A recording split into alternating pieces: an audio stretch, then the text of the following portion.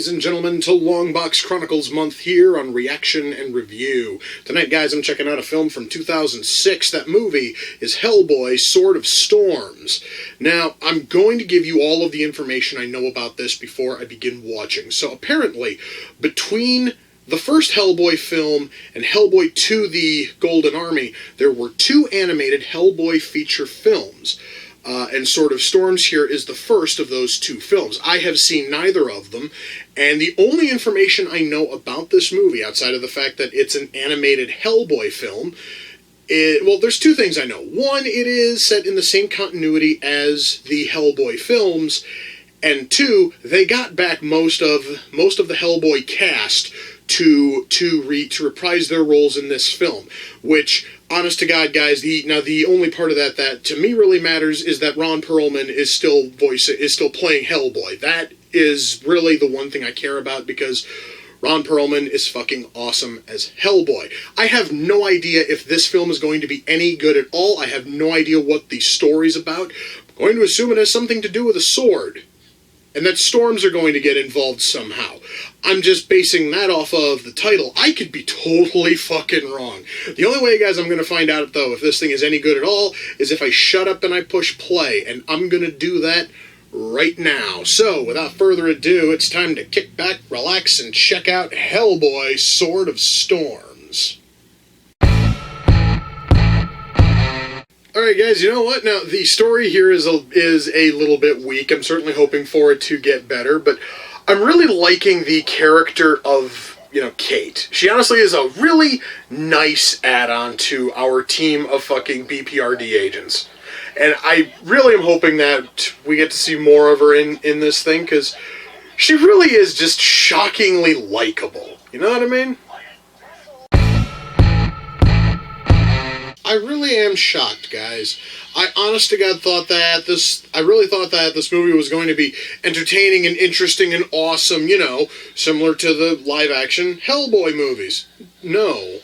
This story, bless it, man, this story is really trying, but it's just not interesting. And I'm finding it harder and harder to stay focused and actually care about what's going on, because the story is not really giving us anything of interest, and everything kind of feels like a tired, worn-out, cliche. I'm certainly hoping for this thing to get, better. I'm certainly hoping for the story to get somewhere interesting. But right now, I'm just not seeing it. Okay, I've got a question. This is a pretty big one. So apparently, the dragons are already rustling on Earth.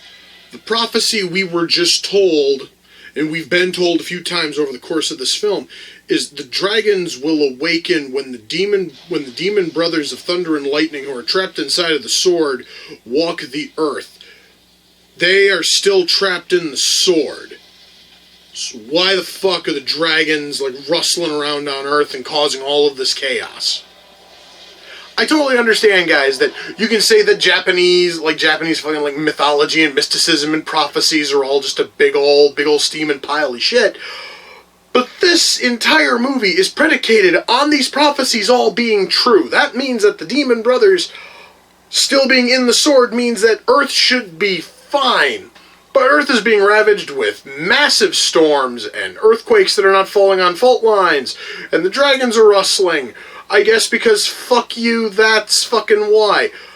Again, guys, I'd really like this movie to do something interesting, but unfortunately, the only thing it's doing is drowning us in Japanese mythology, and it's doing a really terrible job of doing it. Honest to God, guys, it's a little bit fucking dull. Well, guys, that was Hellboy, Sword of Storms. Let's, shut that off. Wow, oh boy. When I went into this episode, I really thought I was guaranteed a great film. I really did. I went into this sucker with high hopes, because I like Hellboy. I like Hellboy as a general property. I've loved both of the Hellboy movies, and all of the Hellboy comics I have read. I have had a lot of fun reading. This doesn't feel like Hellboy. At least, it doesn't feel like a proper Hellboy story. What this feels like, guys, I'm just gonna sort of boil this down. This feels like a 70-minute pilot for a potential Hellboy animated series that was never picked up. And believe me, I can totally find plenty of reasons as to why. If this was some feeble attempt at making a Hellboy show, I can see why nothing came from it. Why don't we start with the writing?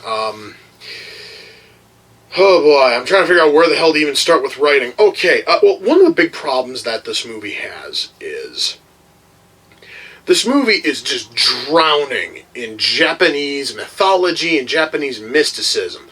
The problem with that is, mind you, I do want to stress, you can make a movie that is based on Japanese folklore and mythology and, prophecies and legends and all that, and make it work. You need to know how to write it. This feels as if somebody spent about 10 minutes reading up on some of the most basic Japanese legends ever, and just decided to sort of roll fucking with it there and take a lot of creative liberties. Unfortunately, when you take that kind of half-assed approach to something as, detailed and as intricate as folklore, it can totally devastate whatever film you're trying. It can totally devastate whatever story you are attempting to tell.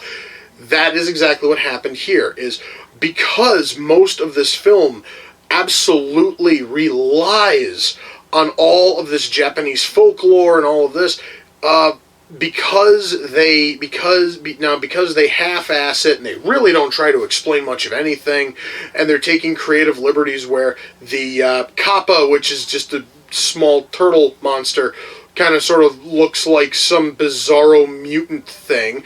It just looked weird, and that, honestly, guys, is the one that pops right into my head. That's probably because last month I watched a movie involving a fucking Kappa, and so I know a touch about the whole Kappa legend.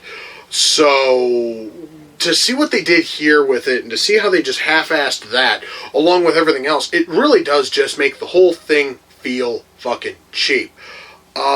Our characters, most of our characters, are just boring. Look, guys, the reason why the Hellboy comics and the movies are so good is because Hellboy and Abe and the rest of the fucking BPRD are so interesting, and you love every single one of them.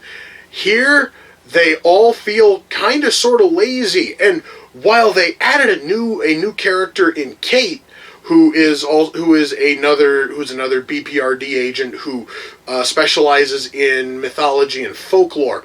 While she started off really interesting, unfortunately, all fucking interest in her fades within a half an hour because she's saddled with this annoying psychic character who has almost no personality and is just irritating to friggin' listen to. That may have more to do with the voice actor than anything else, but the character also was written to just... I'm talking the psychic here. I don't even remember his name. He was written to be just an absolutely unlikable tool. So we have a story that feels really half-assed. Our characters who, most of them by default, should be easy as shit to write. These guys are characters who are so fascinating that they borderline write themselves. And then you strip away almost all of their personality. I want to make this point clear, and anyone who's read a single Hellboy comic or even watched either of the Hellboy movies, okay? Hellboy's vocabulary is a bit more than just simply him saying, "Oh crap," every single time something odd happens. And they do make it a point of not, hammering that in as a forced catchphrase in the movies and the comics. He says it, yes, but it's not something that he, says every 5 minutes. Here, every single time something odd comes up, Hellboy and Ron fucking Perlman just sits there, "Oh crap." And it does not sound natural. It doesn't sound like Ron Perlman even cares. I understand that is me touching on acting, and I want to get more into acting in just a sec. But I'm just showing you here how bad our fucking characterizations are here. You know, Abe, who had a lot of personality in the books, had a lot of personality in the movies, has all of that personality stripped away. He is now just a personality-free fish man. And motherfucker, if I wanted to watch a movie with a personality-free fish man, I would try to find a fucking Aquaman movie, alright? No, I'm not here for that. I am here for a fish man who's actually interesting, and this movie fucked that up royal. So I talked about Ron Perlman's acting.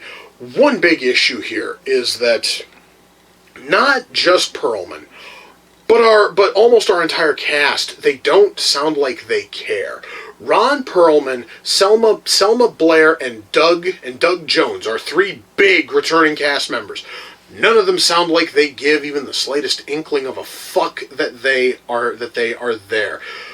The worst one out of those three has to be Selma fucking Blair, who every single line, she sounds as if she's on the verge of falling the fuck asleep. And Ron Perlman just basically sounds like he just wants to he literally sounds like he does not want to be there. Like, at fucking all. He puts no feeling into any of his lines. When Hellboy is supposed to be pissed, he sounds completely fucking-different. When he is supposed to be comforting a character, still sounds absolutely fucking different. He doesn't put any spirit into his dialogue, which is depressing, because Ron Perlman is one of those actors where you could give him a festering bullshit script and the fucker would still try to make it work. How bad off was this fucking project when Ron Perlman is phoning it in? That's fucking shocking, guys. Holy shit. Now, mind you, almost every other character who plays fucking, like, tertiary characters, background characters, all of them sound as if they're at least kind of trying.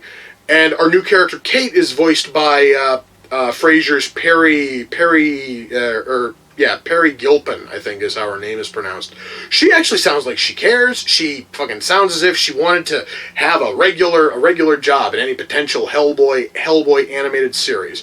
Kind of a pity that Perlman, Blair, and Jones apparently had no interest in a Hellboy animated film and decided to phone it in and kind of fucked it over for everybody. But of course, that could also be because all three of them looked at the fucking script and went, "Are you fucking kidding me? I am not putting any effort into this," and then proceeded to phone it in.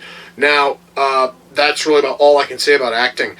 Animation, I want to talk about the art style in this film. I normally don't talk about art style in a friggin' animated movie or in a friggin' animated piece of any kind, because normally, guys, when you have your character designs, you're trying to make something work here. The art style used in this film, I'm going to be straight up with you guys, it's fucking homely. It is ugly as shit to fucking look at. For some reason, every character has got these gigantic fucking eyes with these huge pupilless irises, and it looks fucking weird. The last time I saw art this homely is when I sat down and I tried to watch that fucking atrocious fucking spectacular Spider-Man animated show. I'm almost convinced that this fucking turd is from the same animators, because I swear to God, it is the same fugly art style. It didn't work for Spider-Man. It sure as fuck doesn't work for Hellboy. So the movie is rather ugly to fucking look at. Mind you, guys, I honestly understand that I personally am no fucking prize, and I probably shouldn't be talking about how good something looks. But this, I'm just gonna tell you straight up, fucking ugly as sin. This was hard to watch because the writing sucked and the art sucked. The animation, though, I will say, was definitely smooth. It's just kind of a pity that everybody looks ugly as shit because this art style doesn't look good.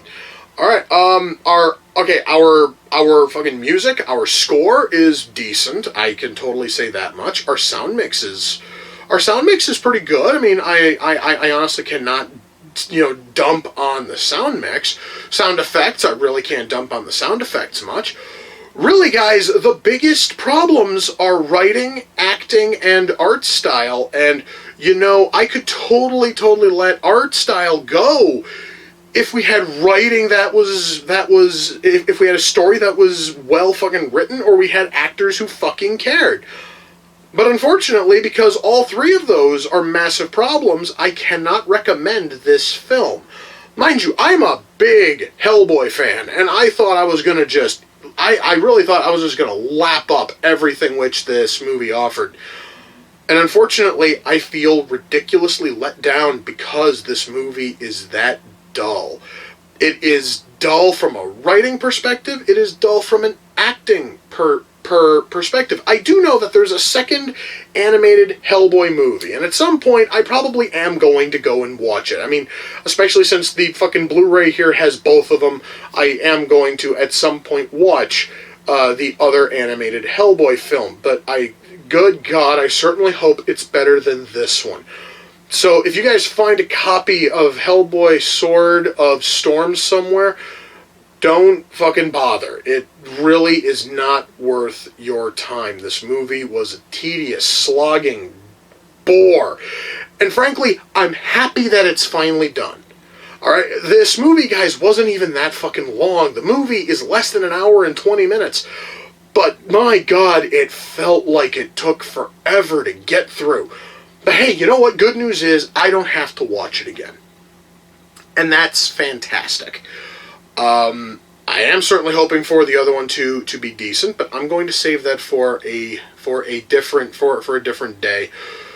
Right now, I'm going to go find a couple of Hellboy comics. I'm going to give those a bit of a read because, god damn it, I really wanted some fun Hellboy action here, and this movie failed to give me that. So if I have to go to the Hellboy comics for it, that is just fine. Or wait, there actually was another television pilot based on a book from the creator of Hellboy. He did it for the Sci-Fi Channel, and it was for his book, The Amazing Screw-On Head. And I believe I still have that DVD around here somewhere. That pilot was awesome, and I'm actually kind of pissed off that Sci-Fi didn't pick it up and turn it into a regular series. I'm going to go watch that. Then I'm going to try to find a couple of my Hellboy comics. I'm going to give those things a fucking read because I feel like finding some good Hellboy, and that's probably the only way I'm going to be able to do it. Anyway, guys, with that, we come to the close of another reaction and review. Until next time, ladies and gentlemen, take care, and I will see you all in the near future. Peace.